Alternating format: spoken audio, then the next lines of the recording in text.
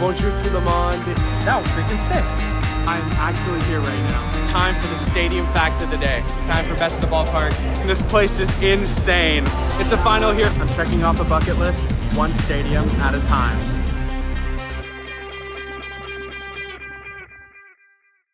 Hey guys, welcome back to Garrett's Stadium Travel. Today is stadium vlog number 47.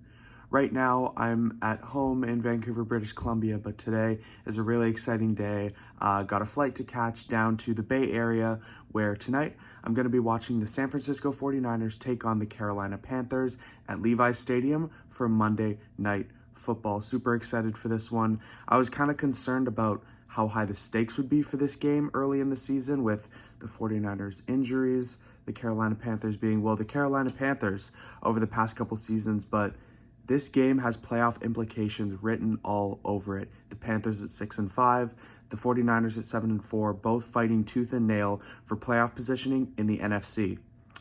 So, we got a flight to catch, like I said, 2 hours down to the Bay Area. We're going to explore as much as we can and then head off to Santa Clara for the game. So, without further ado, let's go.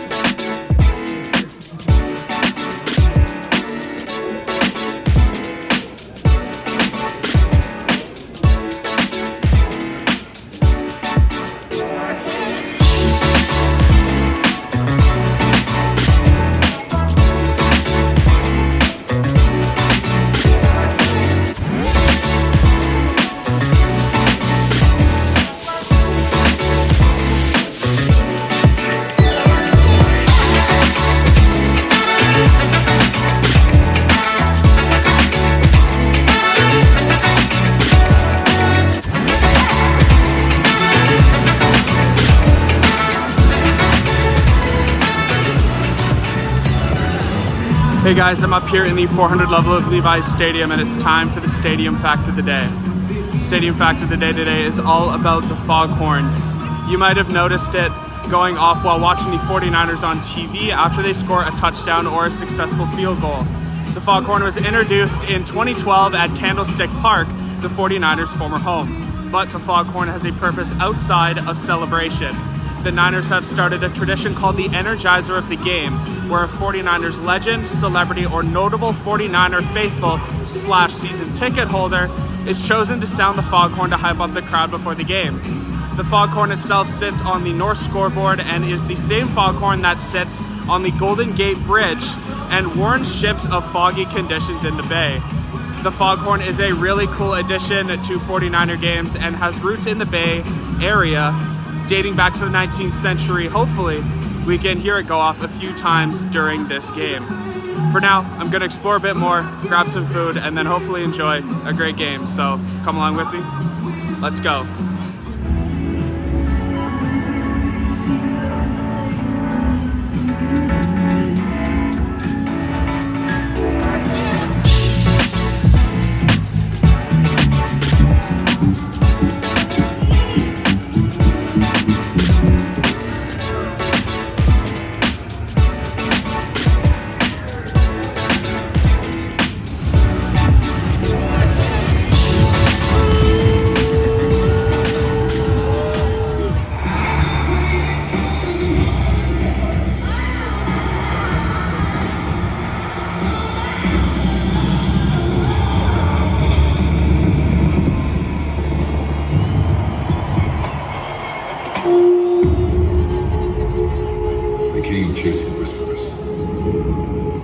of a land buried in gold.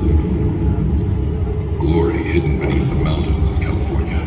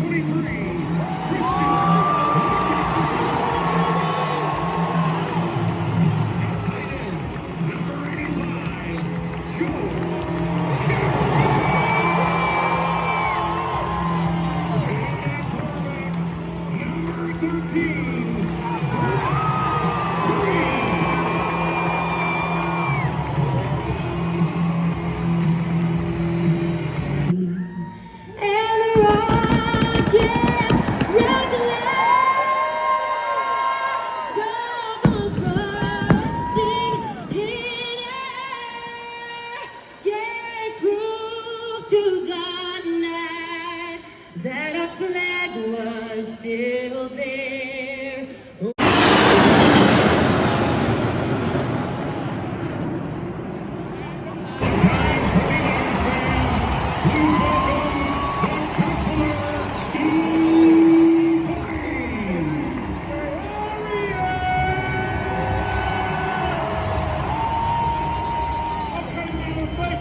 When I say bang bang, you say not again. Bang bang! Not again. Bang bang, you say not again. Bang bang! Bang bang! Not again. Yeah, we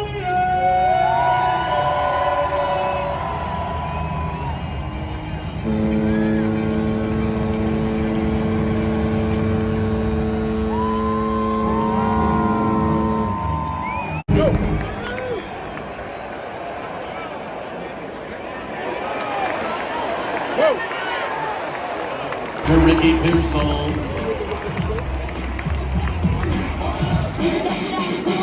A gain of 6. That's good for another 49ers first down.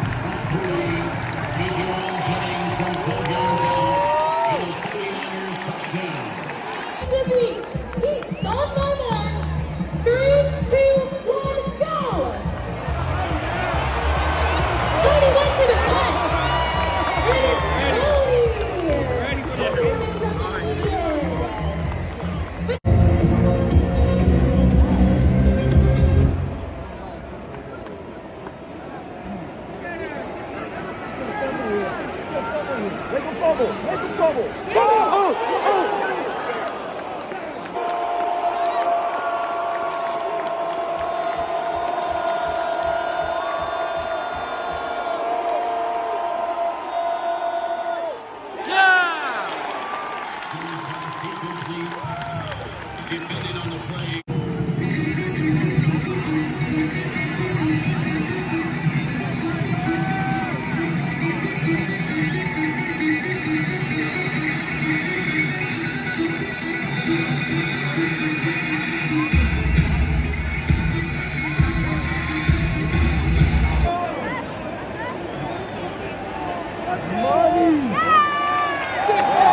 Good move. 29 yards is good. At the end of the ball.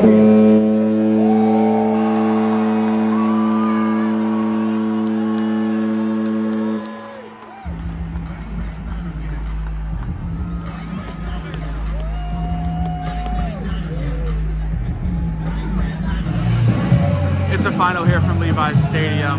The Niners, a huge win, 20-9. They're keeping pace in the NFC and the NFC West. Much needed win for them. This is a pretty cool place. I had a lot of fun here, met some cool people. So I'm gonna make the long trek back to downtown San Francisco, check into my hotel for the first time, and then tell you guys what I saw. So peace out for now.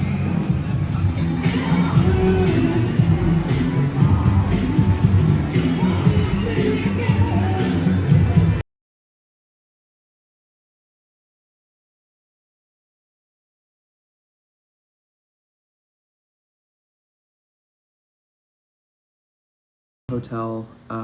It was a super long day, but without further ado, let's get into what I saw from Levi's Stadium. So first up is the atmosphere. The atmosphere was really good for this game, obviously prime time, really good crowd, about 95% full, I'd say 90 to 95, which is what you want from a good team in a prime time game, and the 49ers did that. The fans that did show up, no coaxing needed. They had all their own chants. The first down, hoo, hoo, hoo. Love that, super cool. And then the defense. I thought that was cool as well. More of a basketball thing, but the 49ers have seamlessly incorporated it into their in-game stuff, which I think is super cool. The pregame tailgates were insane. The pregame video and the flyover was insane. It was really cool. Really cool experience. And then after the game, the fans were so hyped for the big win throughout the concourses and the trains for about an hour. Niners, or bang, bang, Niner gang, or whatever the case may be. So, yeah, I mean, they were an excited fan base, and they showed that, and they deserved it because they were hyped throughout pretty much the entire game. The only reason why it's not going to be a 10 is because it just wasn't as loud as I thought it was going to be. It was loud, but the sustained loudness that you get from a stadium like Kansas City, or I know Niner fans might not like to hear it, but Seattle, and those really loud, really raucous atmospheres. I didn't feel that throughout the whole game. Now, obviously, it wasn't that close of a game. It really felt like the Niners had control over this game, while the score didn't reflect that. So I'd like to see them in kind of those hype moments, but then again, it's close to a 10, but not quite there. Next up is venue. Levi's Stadium, usually when I go to these stadiums, I know kind of where it's going to slot in terms of a ranking. Levi's Stadium, I had no idea coming in. But what I will say is this is a cool modern stadium, but it didn't wow me. The layout was a little bit unorthodox. You have like the 3-tiered stadium, regular stadium design on one side, and then an office building of suites on the other. It felt weird looking at it. Not to say that there's anything really wrong with that at all. It just felt unorthodox.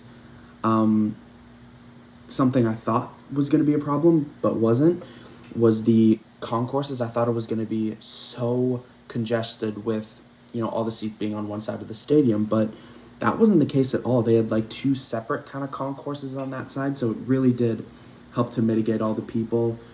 And while congestion leaving the stadium is inevitable, Levi's Stadium helps to mitigate it as much as you really can. And I think that's pretty much it for venue. Oh, the one thing that does bring it down a bit is the bad food options.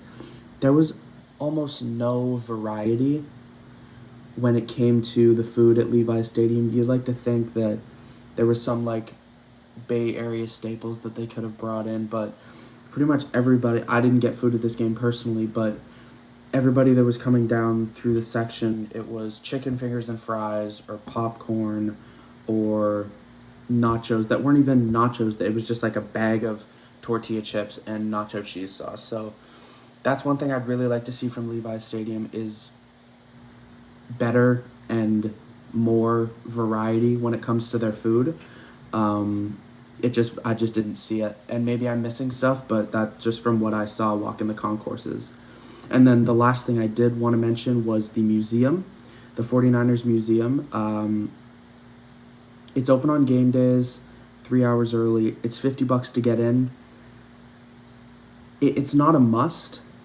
It's not a must. Maybe go if it's your only time going to the stadium, or if you don't have any problem spending the $50 and buy tickets early. If you don't buy tickets early, you're going to be waiting in a line for at least an hour. I got tickets early and I got to walk right in, so that is the insider tip, I guess, of the day.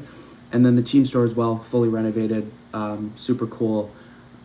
You won't be disappointed. And I'm not going to have a merch haul from this game because I really didn't get anything, but this is the game day pin that I got. So that's the merch haul. You guys have been loving the merch hauls, so I'm really excited because I love merch, and it's cool to know that you do too. So yeah, next up is access. Levi Stadium, yes, is accessible, yes, but the convenience of that accessibility isn't there. And what I mean by that is I was coming from downtown San Francisco today, and the way that I got to the stadium was I took the trolley train from my hotel down to the San Francisco station. The San Francisco station, I took the Cal train down to Mountain View, and then took the VTA train to the stadium.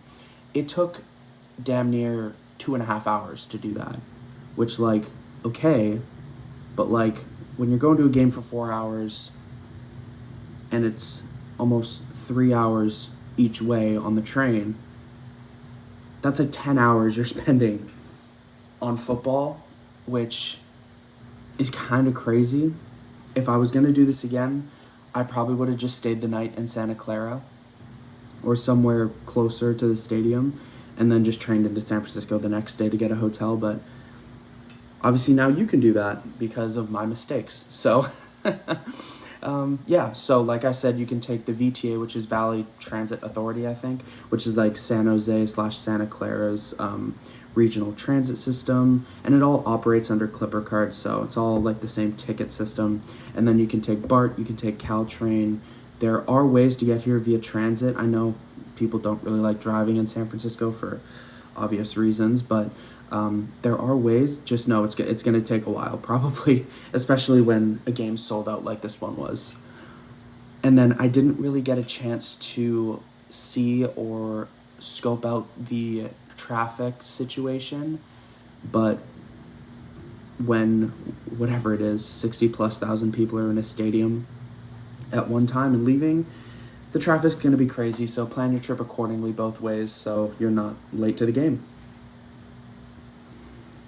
And last up, we got pricing. So pricing is the big thing that kind of brings Levi Stadium down. The average ticket for this game, way above $100. The cheapest tickets were even over $100. Obviously, primetime game, really big game. One of the bigger games for the 49ers season, really, up until this point. You're expecting expensive tickets, but then again, there weren't really any programs. Like, I don't think there were student programs. I didn't really see anything that jumped out to me when I was buying tickets where, oh, if I was part of this group, I could have gotten this ticket deal or what have you. And NFL is kind of the worst at giving deals like that just because there are so few games in a season, but I unfortunately just didn't see that. Pretty average price food, beverage, parking is really expensive from what I saw. I didn't get to see the pricing myself, but a lot of people were saying use the park and ride and then take the VTA because parking's free and a VTA ticket's $5 round trip. So do that if you please. That's not something that I did, but that's what the internet was telling me. So yeah. Apologies for the super long post-game rundown this time. I've been rambling and I haven't done a video in a minute, so I'm kind of getting back into the swing of things here. But my final ranking for Levi Stadium is a 9 for atmosphere, a 6.5 for venue, a 6 for access, and a 4 for pricing, bringing it to a total of 25.5 out of 40.